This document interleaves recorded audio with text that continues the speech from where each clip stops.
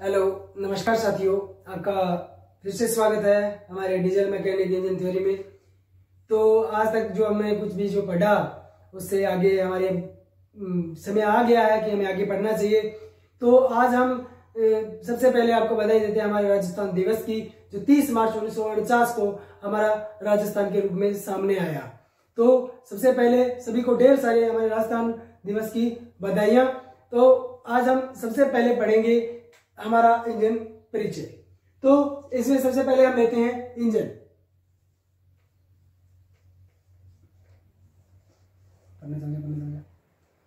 तो इंजन क्या होता है, हम सबसे पहले देखते हैं इंजन। हमने बहुत बार सुना है कि इंजन होता है, इंजन क्या करता है, हमें पता है कि हम उसको स्टार्ट करते हैं तो हमें एनर्जी देता है।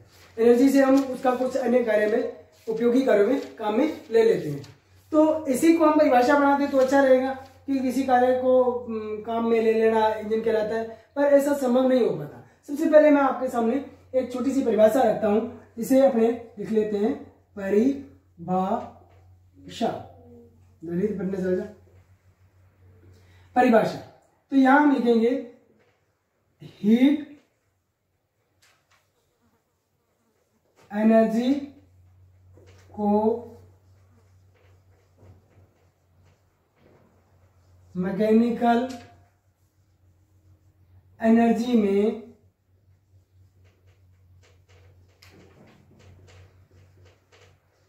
परिवर्तित करे, उसे अपने कह देते हैं इंजन। अगर सीधी भाषा में देखा जाए तो जो ऊष्मा ऊर्जा है, हीट एनर्जी को अपने क्या लिख सकते हैं, ऊष्मा ऊर्जा को यांत्रिक ऊर्जा में, यांत्रिक ऊर्जा में ऊष्मा ऊर्जा को कैसे बदला जाता है। तो सबसे पहले हम देखें कि जब हम इंजन को स्टार्ट करते हैं तो हमें पता है कि इंजन में कोई पेट्रोल है, गैस है या डीजल के रूप में कुछ ईंधन उसमें अवश्य जाता है। वही ईंधन अपने कंप्रेशन के कारण या स्पार्क प्लग से जलाने के कारण वह जल जाता है। तो जलने से उसमें क्या होगा, ऊष्मा पे आग जलेगी। आग जलने से क्या होता है, हम घर में कुछ काम करते हैं, आग जलाते हैं तो क्या मिलता है, हमें ऊष्मा मिलती है। उस ऊष्मा से कुछ उपयोगी कार्य लिया जाए, जिसे हम घर में क्या ईंधन जलाते हैं, घर में सब्जी रोटी जो भी हम काम करते हैं तो उसमें हम क्या करते हैं, ईंधन जलाया, चाहे गैस सिलेंडर से जलाया चाहे चूल्हे से जलाया। तो हमने जैसे ही उसको लगाया तो उससे हम कोई काम करने के लिए ही ईंधन को जलाया जाता है। तो यहाँ जो हमने ईंधन जलाया उस ईंधन से हमने यांत्रिक ऊर्जा ली। जैसे इंजन चला, इंजन के द्वारा पिस्टन चला, पिस्टन से कनेक्टिंग रोड, कनेक्टिंग रोड से क्रैंकशाफ्ट और क्रैंकशाफ्ट से लगा फ्लाईव्हील। अब इंजन अपनी रोटेशन में स्टार्ट है। स्टार्ट होने के बाद हम उसके साथ क्लच, गियरबॉक्स, फाइनल ड्राइव, जिसे अपने डिफरेंशियल भी बोल देते हैं, लगा करके उसे उपयोगी कार्य में ले लेते हैं। उसके टायर वगैरह लगा करके हम इसे ऑन रोड रनिंग भी कर लेते हैं, या इसके साथ अन्य अटैचमेंट जैसे चक्की वगैरह ये चलते हैं तो इंजन के साथ सीधा ये जनरेटर लगाया जाता है, तो डायरेक्ट इससे हम काम में ले लेते हैं। तो यहाँ हम सबसे पहले करते हैं इंजन का वर्गीकरण। इंजन का वर्गीकरण, इंजन का वर्गीकरण बड़ा आसान है, यहां दो भाग बना लो। नंबर 1, याद रखना शॉर्टकट में ईसी और आईसी, कोई कठिन नहीं, ईसी और आईसी। ईसी को आप लिख दो एक्सटर्नल कंबशन इंजन, और इसको आप लिख दो इंटरनल कंबशन इंजन। अब हमने इसको दो भागों में बांट लिया, कौन सा, एक्सटर्नल कंबशन इंजन और इंटरनल कंबशन इंजन। हिंदी में लिखा जाए तो हम इसको क्या लिखेंगे, बाह्य दहन इंजन, और इसको क्या लिखेंगे, आंतरिक दहन इंजन। अब आपने दो बातें याद रखनी, इंजन की डेफिनेशन, जिसे हम कहते हैं हीट एनर्जी को मैकेनिकल एनर्जी में बदलना, ऊष्मा ऊर्जा को यांत्रिक ऊर्जा में बदलना। यहां से जैसे हमने ऊष्मा ऊर्जा को यांत्रिक कार्य में काम में लिया तो उसके बाद हमारे पास किस प्रकार से लिया, वो हमारे पास क्या विधि थी। तो इसके लिए सर्वप्रथम प्रचलित थी ईसी, जिसे अपने कहते हैं एक्सटर्नल कंबशन इंजन, और उसके बाद थी IC, internal combustion engine. AC और आईसी को हटाने के बाद अब हम इसका थोड़ा सा विस्तार से पढ़ेंगे। तो अब आगे इसको लिख लिया, ओके।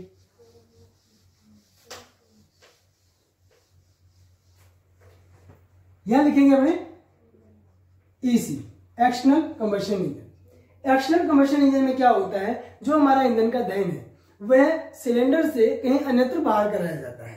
उसे बाहर कराने के बाद उससे किसी माध्यम के द्वारा उसे इंजन पर अप्लाई किया जाता है, फिर इंजन से हमें यांत्रिक कार्य उपयोगी कार्य में बदला जाता है।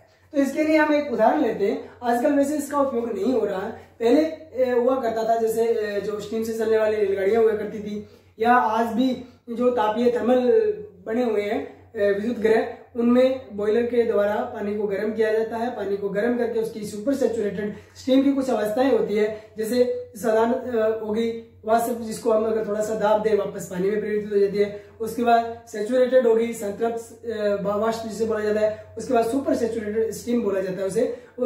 उस स्टीम को अगर हम किसी भी तापमान दाब पर हम दबाएं तो वापस वो द्रवित नहीं हो पाती है। तो हमें ऐसी भाप चाहिए जो वापस द्रवित नहीं हो, क्योंकि हम जैसे उसको पिस्टन पर अप्लाई करते हैं तो हम उस पर जैसे फोर्स लगेगा, पिस्टन में फोर्स लगेगा तो वो क्या होगा, दब करके अगर पानी में परिवर्तित होगी तो हमें ऊर्जा नहीं मिलेगी और वो हमारे पार्ट्स को नुकसान पहुंचाएगा। इसलिए हमें सुपर सैचुरेटेड स्टीम की आवश्यकता होती है। तो सुपर सैचुरेटेड स्टीम बनाने के लिए हम क्या करेंगे, सबसे पहले मैं आपको एक उदाहरण देता हूँ। यहाँ मैं एक डिब्बा सा बनाता हूँ, आपकी समझ में आ जाए तो अच्छी बात है। ये देखो मैंने बनाया है बॉयलर। बॉयलर में यहाँ मैंने कुछ एक भाग बना दिया, यहाँ मैंने एक छलनी लगा दी, यहाँ मैंने कुछ ट्यूब्स लगा दी, यहाँ मैंने एक रिजर्वायर लगा दिया। क्या, रिजर्वायर। और इसमें से होती हुई यहां से ऐसे दगदगे से धुएं के रूप में बाहर निकल जाए। देखो मैंने यहां से ईंधन डाला, जैसे लकड़ी, कोयला, कुछ भी हो सकता है। जैसे कोयला डाला, इसमें हवा लगी, हवा लगने से जलेगा। जलने से ये ऊष्मा कहां लगेगी, इन ट्यूबों का मैंने यहां संबंध कर दिया है किसे, वाटर टैंक से। किसे, वाटर टैंक से। वाटर टैंक से ट्यूब में पानी आता रहेगा प्रेशर के साथ। जैसे ये ऊष्मा इन पाइपों के संपर्क में आएगी तो ये पानी भाप में बदल जाएगा। अब ये पूर्णतः जब भाप बन जाती है तो भाप यहाँ हमारे जो रिजर्वायर था इसमें स्टोर कर लेते हैं। रिजर्वायर में हमें एक सेफ्टी वाला भी लगाना पड़ता है, क्योंकि अगर भाप उच्च दाब की पैदा हो जाए तो रिजर्वायर को हमें नुकसान पहुंचता है, इसलिए वो रिलीफ हो जाती है। इस भाप को फिर हम यहाँ लेके आएंगे कहाँ, इंजन पे। किस पे, इंजन पे। अब आप यहाँ अपना इंजन भी लगा सकती हो, या थर्मल पावर प्लांट का क्या, जनरेटर भी लगा सकते हो। जनरेटर से आप बिजली पैदा कर सकते हो या इंजन से आप पावर पैदा कर सकते हो। ये सिस्टम होता था, आपने पुरानी फिल्मों में देखा होगा कि एक रेलगाड़ी थी, ये इतनी बड़ी, ये काफी बड़ी बना देते हैं, या एक जगह बना देते हैं, और ये जगह होगी इंजन की। यहां हो गया ईंधन, जो क्या होता था, लकड़ी। ये क्या होता था, जलाने के लिए ओपन जगह होती थी कि यहां से आदमी लकड़ियां इसमें डालता था। यह एक बहुत बड़ा टैंक बनाना पड़ता था, किसके लिए, पानी के लिए। तो जैसे हम ईंधन इसमें डालते थे तो ईंधन जलता था। ईंधन जलने से बहुत सारा धुआं निकलता था, आपने पुरानी फिल्म में देखा होगा, आजकल तो नहीं आता। तो जैसे ईंधन निकलेगा, ये पानी क्या होगा, जो पानी यहाँ ट्यूबों में इस तरह से भरा हुआ है, ये पानी गर्म होगा। ये पानी गर्म होकर के यह इंजन पे अप्लाई होगा। इंजन पे अप्लाई होने से हमारी रेलगाड़ी धीरे धीरे मोशन पकड़ेगी। जैसे हम इंजन को स्लो करना होता है, या तो स्टीम को रिलीव कर दो, अपने आप गाड़ी रुक जाएगी, क्योंकि जब पावर मिलेगी नहीं तो गाड़ी नहीं दौड़ेगी। जिससे हमें गाड़ी को स्टार्ट करना पड़ेगा तो हमें काफी टाइम लगता था। दिक्कत यही थी इन इंजनों में, क्योंकि एक तो ईंधन रखने के लिए बहुत जगह, ईंधन जलाने के लिए जगह, फिर उसे चलाने के लिए जगह। अब जैसे इंजन को स्टार्ट करना पड़ता था, बहुत काफी टाइम लगता था। पहले हम ईंधन जलाते, ईंधन जलता, पानी धीरे धीरे गर्म होता, बॉयल होता, बॉयल होने के बाद स्टीम बनती, स्टीम बनने के बाद ही हमारा इंजन रनिंग पोजीशन में आता था। इसलिए आजकल इन इंजनों का अनुप्रयोग बंद हो गया है। तो हम आगे पढ़ेंगे। ये हमारे समझ में आ गया होगा, नहीं आया तो मेरे को कमेंट जरूर करें। फिर भी मेरी आपसे एक रिक्वेस्ट है सभी ट्रेनी से, तो कम से कम अपने चैनल को सभी साथियों में शेयर करें, लाइक करें और ज्यादा से ज्यादा सब्सक्राइब करें। तो हम पढ़ेंगे अभी internal combustion engine. Internal combustion engine के बारे में सभी जानते हैं, क्योंकि जो आजकल जितनी भी धरती पर, चाहे वो एरोप्लेन है, चाहे हवाई जहाज, ये रेलगाड़ी है, मोटरसाइकिल है, कार है, जीप है, ट्रक है, मेटाडोर है, कैंटर है, ट्रैक्टर है, कुछ भी है, जितने भी व्हीकल हैं सारे के सारे हमारे इंटरनल कंबशन इंजन के अंतर्गत आते हैं। तो इंटरनल में क्या होता था, परिभाषा के तौर पे पढ़ा जाए तो पहले मैंने पढ़ाया था, इसमें ईंधन को कहीं अन्यत्र जला करके, बाहर सिलेंडर से बाहर जला करके उसे ऊष्मा के रूप में बाद में उसके ऊपर अप्लाई किया जाता था, किसमें, इंजन के पिस्टन के ऊपर। परंतु इसमें क्या होता है, एक मैं आपके सामने छोटा सा डायग्राम रखता हूं। यह हमारा एक डायग्राम है, इंजन के कुछ भाग हो जाएंगे।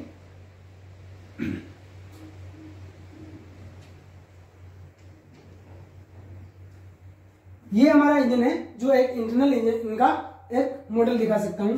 यहां मैंने बल्ब लगा दिए। अगर ये पेट्रोल है तो यहाँ स्पार्क प्लग मान लेना, अगर डीजल है तो नोजल मान लेना, नोजल या स्पार्क प्लग कोई भी मान लेना। तो यहाँ आपने देखें तो क्या होगा, ये इसका जो भाग है, इसके कुछ भाग लिखने पड़ेंगे। ये वाला भाग है सिलेंडर, इसको अपने बोर भी बोलते हैं। ये इसका है piston,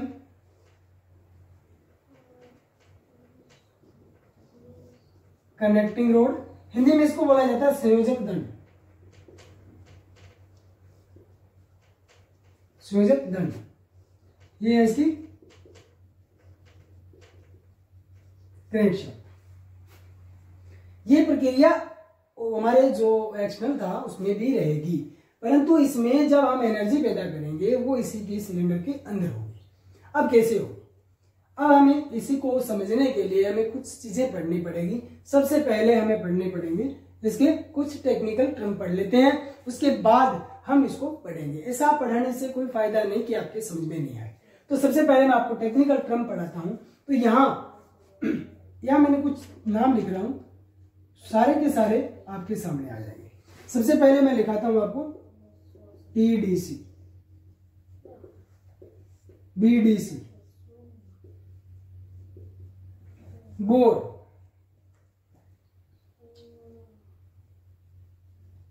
swept volume,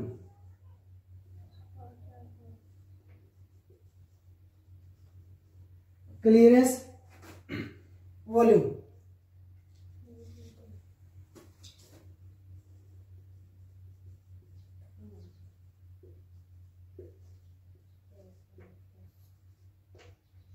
compression ratio. उसके बाद हमारे पास आएगा स्ट्रोक, और स्ट्रोक के बाद हमारे पास पावर, और पावर के बाद हम पढ़ेंगे IHP, VHP, FHP, और इन सभी के अलावा एक अलग से आपके टॉपिक में डाल देता हूं CC। तो सबसे पहले टेक्निकल टर्म पढ़ने से पहले मैं आपको समझा देता हूं कि जो इंजन में उपयोगी यांत्रिक ऊर्जा के रूप में हमें जो पावर मिलती है उसको हम हमेशा HP में मापते हैं, HP में। और HP को क्या कहते हैं, हॉर्स पावर, जिसे हिंदी में बोला जाता है अश्व शक्ति। ये आपने 740 वाट वाला सुना होगा, 735 और 740 मीट्रिक और ब्रिटिश में, तो वही है HP है, और 740 वाट बराबर 1 HP होता है। तो हम सबसे पहले TDC पढ़ते हैं। TDC पढ़ने के लिए हमें SP और आना पड़ेगा। TDC मैंने आपको यहां दर्शाया यहां पर। तो TDC वह सीमा होती है जब ये पिस्टन अपनी मूवमेंट करता है। अब सबकी पहले मूवमेंट समझो। पिस्टन की मूवमेंट होती है अप एंड डाउन, इंग्लिश में लिखा जाए तो रेसिप्रोकेटिंग या प्रत्यागामी। उसके बाद हमारे पास कनेक्टिंग रोड की यह सेम रहेगी।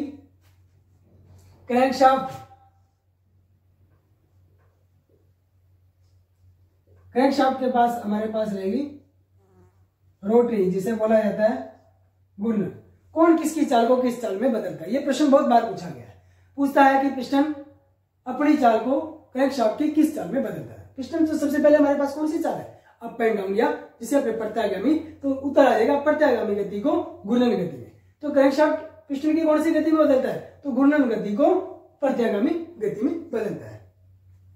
तो जब पिस्टन ऊपर नीचे चलता है तो पिस्टन ऐसा तो होता नहीं कि ऊपर ऊपर ऊपर निकलता जाएगा, तो ऐसी कोई पोजीशन आती है जहां पिस्टन अपनी अधिकतम सीमा पर होता है। कहां? ऊपर की ओर।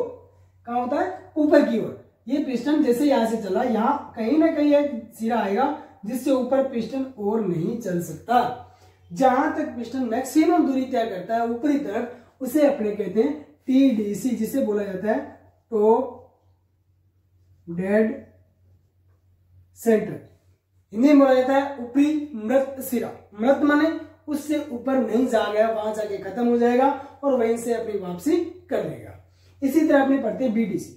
बीडीसी जैसे पिस्टन ऊपर से नीचे की ओर चला, तो यहाँ उसकी कोई ना कोई सीमा होगी जहां आगे ये रुक जाएगा, वहां से वापस अपना ऊपरी जाने की तैयारी में होगा। हम उसको बोल देते हैं बीडीसी या बॉटम डेड सेंटर, निचला मृत सिरा। उसके बाद में आता है बोर्ड। अभी आप यहां डायग्राम में नहीं समझ पाओगे, ये देखो मैं आपको एक बनाकर दिखाता हूं। ये हमारे पास क्या है? एक लाइनर है, लाइनर जिसे अपने बोल देते हैं स्लीव। इसी के अंदर ही हमारा ये पिस्टन अपनी सभी गति स्ट्रोक होती है वो पूरे करता है। स्ट्रोक की बात कल हम इसका वर्गीकरण करेंगे इंजन का। हम 2 stroke, 4 stroke, CI, SI, spark plug के आधार पर, कूलिंग के आधार पर सारे के सारे पढ़ेंगे। उस समय हम इसकी चर्चा पूर्ण रूप से कर लेंगे। तो ये है क्या? बोर्ड। अब हमें पता है किसी भी सिलेंड्रिकल वस्तु का जो आयतन है कैसे निकाला जाता है। तो सबसे पहले हमें इतना इसकी परिभाषा देनी है। तो परिभाषा क्या होगी? सिलेंडर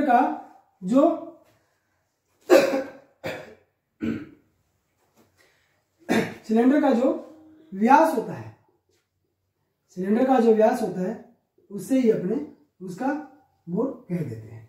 उसके बाद में आता है स्वेप्ट वॉल्यूम।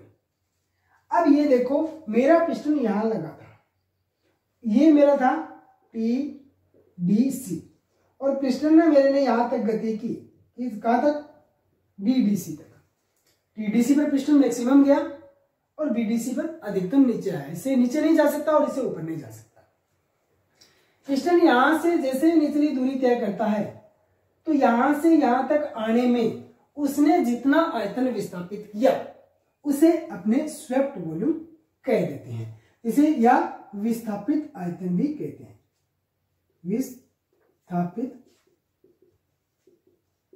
आयतन समझ आ गया होगा कि पिस्टन ने जैसे यहां से चला, यहां तक आया, यहां तक आने में कुछ जगह उसने स्पेस खाली किया है, वही उसका स्पेस विस्थापित आयतन या स्वेप्ट वॉल्यूम कहलाता है। उसके बाद में हम पढ़ते हैं, नेक्स्ट हमारे पास आता है क्लियरेंस वॉल्यूम। क्लियरेंस वॉल्यूम हमें पता है ऐसा कभी नहीं होता कि ये पिस्टन है, पिस्टन के ऊपर सिलेंडर हेड लगा है, पिस्टन कभी सिलेंडर हेड से नहीं टकराता। नहीं टकराने से बचने के लिए हमें क्या करना पड़ता है? पिस्टन और सिलेंडर हेड दोनों के मध्य में कुछ गैप रखा जाता है, कुछ गैप रखा जाता है ताकि वो आपस में टकराए नहीं।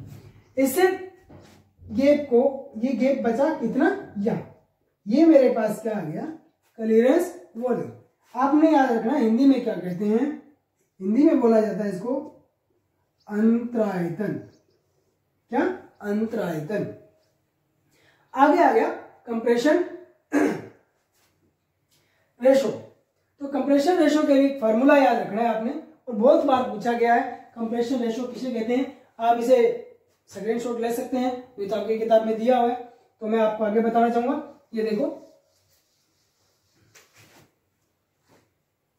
यहां मेरे पास आया कंप्रेशन रेशो सीआर। तो volume of swept plus volume of clearance upon the volume of clearance. ये फार्मूला आपके पास सीधे 3 नंबर लेके आएगा। हर बार परीक्षा में पूछा जाता है, बार बार पूछा जाता है कि क्लियरेंस कंप्रेशन रेशो किसे कहा जाता है। तो आपने इसमें कई लोग समझते हैं कि volume of suction plus volume of compression upon volume of compression. नहीं, इसे लिखेंगे स्वेप्ट वॉल्यूम, मतलब कि यहां से यहां तक पिस्टन कितना विस्थापित हुआ, प्लस जो ऊपर क्लियरेंस वॉल्यूम का था वो, दोनों का योग लगा करके अगर हम उसमें वॉल्यूम ऑफ क्लियरेंस वॉल्यूम का अगर इसमें भाग दे दें तो हमारे पास कंप्रेशन रेशो आ जाएगा। उसके बाद में हमारे पास आता है स्ट्रोक। स्ट्रोक क्या होता है, थोड़ा सा ध्यान से समझना आपने, कुछ ज्यादा इतना गहरा नहीं है, हमारी थ्योरी बहुत अच्छी है। तो यहां मैं लिखता हूं स्ट्रोक। अब कल हम पढ़ेंगे कि स्ट्रोक के आधार पर इंजन कितने प्रकार के होते हैं, तो सबको पता है कौन कौन से, एक 2 स्ट्रोक और एक 4 स्ट्रोक। तो ये स्ट्रोक होता क्या है, ये भी हमें समझना पड़ेगा कि स्ट्रोक क्या होता है। कि यहां से अब सभी जान दें कि यहां से यहां तक की दूरी, ये दूरी है, ये दूरी है जहां पिस्टन ऊपर से नीचे की ओर मूवमेंट करता है। ये हम पहले पढ़ चुके कि पिस्टन टीडीसी से बीडीसी के मध्य ही दूरी तय करता है। टीडीसी अधिकतम सीमा होती है, बीडीसी नीचे जाने की न्यूनतम सीमा होती है। इन दोनों के बीच जो दूरी तय करता है हम उसको कह देते हैं एक स्ट्रोक। तो अब ये स्ट्रोक है, अब आपने इसको मान लेते हैं कि ये यहां से पिस्टन यहां चला, ये इसका बीडीसी था, ये इसका टीडीसी था, ये इसकी आगे स्ट्रोक लेंथ,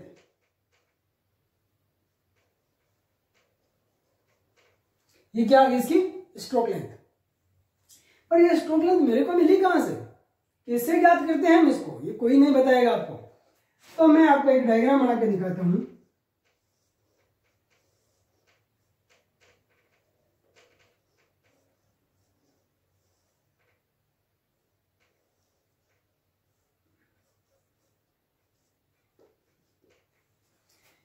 ये मैंने एक डायग्राम बनाया क्रैंकशाफ्ट का। ये क्रैंकशाफ्ट के जो भाग होते हैं, मैं नंबर दे देता हूं, एक नंबर यहां लिख देता हूं। एक नंबर पे क्रैंक जर्नल, ये 2 नंबर पे वेब, और ये है 3 नंबर पे पिन। तो हमें पता है जो कनेक्टिंग रोड होती है वो इस भाग पर जुड़ी होती है, किस भाग पर, 3 नंबर वाली भाग पर। ये दोनों भाग ऐसे सहारे जाते हैं, किसमें, इंजन के, किसके अंदर, कहां, इंजन के मुख्य भाग, जहां हम जनरल बेरिंग, मुख्य बेरिंग लगाते हैं, उन भागों से इसे रोका जाता है। तो जो स्ट्रोक लेंथ होती है वो ज्ञात करने का एक फॉर्मूला है, इंजन के जनरल के मध्य से, ये जनरल है, इसकी आवर ऑफ लेंथ ये है, इसका हाफ कर लिया, ये मिल गया मेरे को। पिन के मध्य तक ये पिन आ गई, ये मध्य में ये मेरे पास कुछ दूरी आ गई, कितनी आ गई, कुछ दूरी मान लेते हैं। मैं इस दूरी को मान लेता हूं 5 सेंटीमीटर, क्या 5 सेंटीमीटर, 5 सेंटीमीटर ये दूरी आ गई। तो इसको हमने बोलेंगे एक थ्रो। क्या बन गया हमारे पास, एक थ्रो आ गया, किसके, क्रैंक जनरल से क्रैंक पिन के मध्य तक की दूरी हमारे पास एक थ्रो कहलाता है। अगर हम 2 इंटू थ्रो कर दें, थ्रो को दुगुना कर दें, तो हमारे पास एक स्ट्रोक आ जाएगा। क्या, हमारे पास एक स्ट्रोक आ जाएगा। उसी स्ट्रोक को हम यहां प्रत्यारोपित कर देते हैं कि ये दूरी इतना ही पिस्टन ऊपर से नीचे तक चलेगा।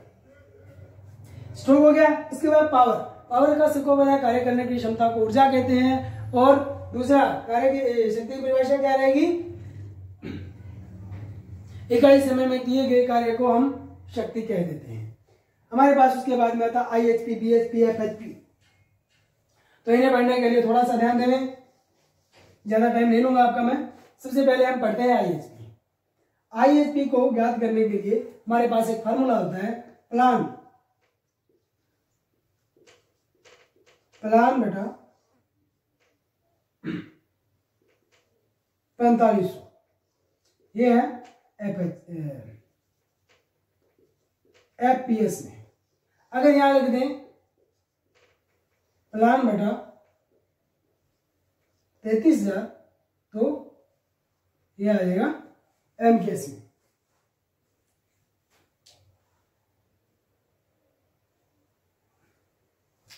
सॉरी उल्टा हो गया, MKS इधर आएगा, बड़ी पद्धति होती है मीटर बड़ी, ये FPS में। प्लान क्या है, P हो गया pressure, L stroke length, area किसका, हमारे सिलेंडर का, बोर का व्यास, उसका एरिया ज्ञात करने के लिए हम क्या फार्मूला होता है, एन चक्रों की संख्या, वो प्रति चक्र कितने चक्कर निकाल रहा है एक प्रति मिनट में, प्रति मिनट चक्रों की संख्या। बीएचपी ज्ञात करने के लिए आसान सा फार्मूला है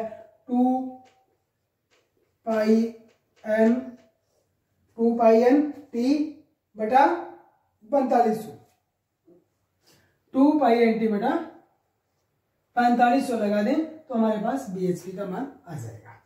बात बचा एफएचपी। अब थोड़ा सा जिक्र मैं यहां करना चाहूंगा कि ये बीएचपी, आईएचपी, एफएचपी होते क्या है, थोड़ा सा ध्यान से सुनना। सबसे पहले आईएचपी वो पावर है, इसे हिंदी इंग्लिश में बोला जाता है इंडिकेटेड हॉर्स पावर। वो पावर जो इंजन में जब सिलेंडर में दहन किया जाता है उसी टाइम अचानक से जो पहला झटका लगता है और पहली पावर पैदा होती है, उस पावर को इंडिकेटर पावर कहेंगे।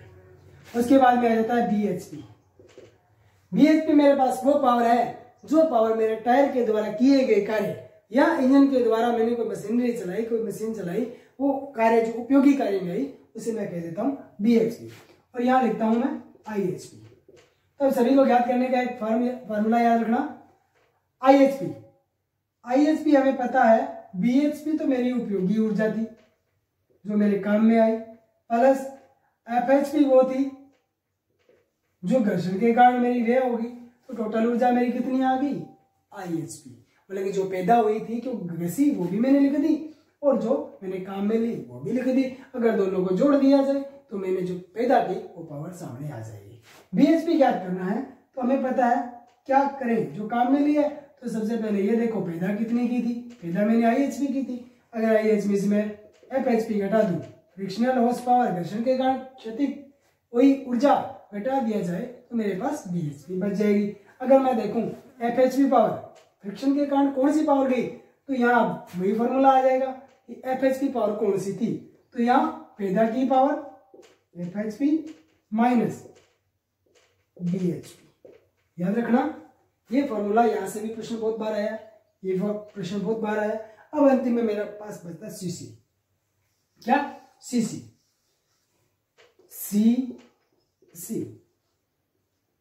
इसे बोला जाता है क्यूबिक सेंटीमीटर, इसे ऐसे भी लिख सकते हैं। तो ये क्या है, सीसी हमारे सिलेंडर में डेवलप होने वाली ऊर्जा को प्रदर्शित करने की एक यूनिट है। कि ये हमारा सिलेंडर है, हमें पता है कि जितना सिलेंडर का बोर बड़ा होगा और जितनी स्ट्रोक लेंथ ज्यादा होगी, ये हम मान लेते हैं बोर मेरे पास 50 mm का स्ट्रोक लेंथ 50 mm की, तो इसको बोल देते हैं चौकोर इंजन। ये याद रखना, बहुत इंपॉर्टेंट प्रश्न है। जिस इंजन का बोर और स्ट्रोक दोनों की लंबाई बराबर हो तो उसे चौकोर इंजन बोला जाता है। ये कहीं नहीं मिलेगा आपको। तो यहां देखा जाए तो ये इसका व्यास हम किसमें मानते हैं, सेंटीमीटर स्क्वायर में। क्या, इसका डाया प्लस लंबाई किसमें मापते हैं हमने, स्ट्रोक लेंथ किसमें मापी जाती है, सेंटीमीटर में। अगर दोनों का जोड़ लगा दिया जाए सेंटीमीटर की क्यूब आ जाएगा। उदाहरण के तौर पे आपको देता हूं कि जैसे आपने कई गाड़ियों पे देखा होगा कि जैसे ओमनी वगैरह उस पर लिखा होता है 1.2 लीटर, कोई बड़ी गाड़ी है उस पर लिखा होता है 2.5 लीटर। ये प्रति लीटर कंजप्शन की मात्रा को दर्शाता है। जैसे 1.2 लीटर है तो इसको आप गुणा कर दो 1000 से, तो ये 1200 सीसी गाड़ी हो जाएगी। मारुति 800 पे लिखा होगा 0.8 लीटर, तो ये 800 सीसी होती है। अगर बड़ी गाड़ी है उस पर लिखा है 2.5 लीटर, तो ये आपकी 2500 सीसी गाड़ी होगी। इसी को अपने सीसी से परिभाषित कर देते हैं। तो धन्यवाद दोस्तों, कल अपने पढ़ेंगे इंजन का वर्गीकरण ढंग से, कि जिसमें इंजन किस किस आधार पर अपने उसको बढ़ा सकते हैं, कि इंजन कितने प्रकार के होते हैं, उसके कार्य के आधार पर और ठंडे कूलिंग के आधार पर, ईंधन के आधार पर, जितने भी प्रकार है प्रज्वलन के आधार पर। तो प्लीज मेरे चैनल को सब्सक्राइब, लाइक एंड शेयर जरूर करें। धन्यवाद। जय हिंद दोस्तों।